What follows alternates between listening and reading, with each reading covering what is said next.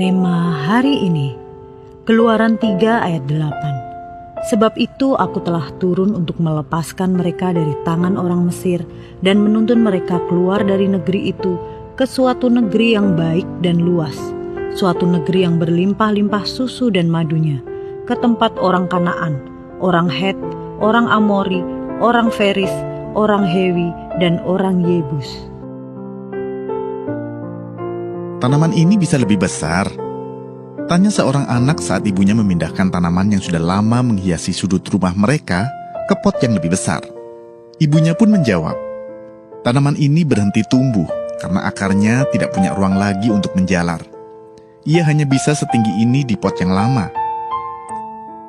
Seperti tanaman yang berhenti tumbuh, ada kalanya hidup kita stagnan.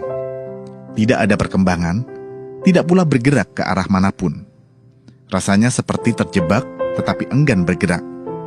Kita ragu karena tidak yakin bagaimana langkah kita akan membentuk masa depan kita. Tanpa disadari, meski ingin kehidupan yang lebih baik, hati kita lebih nyaman untuk tetap tinggal.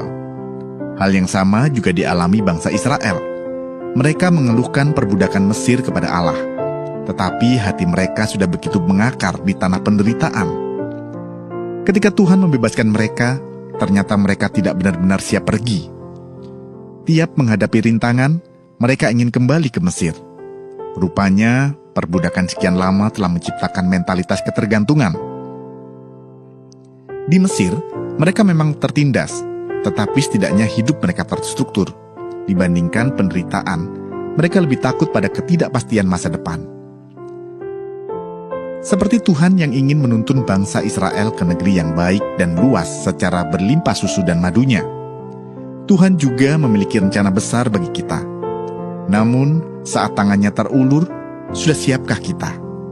Atau hati kita sudah terlanjur mengakar nyaman dalam keadaan kita?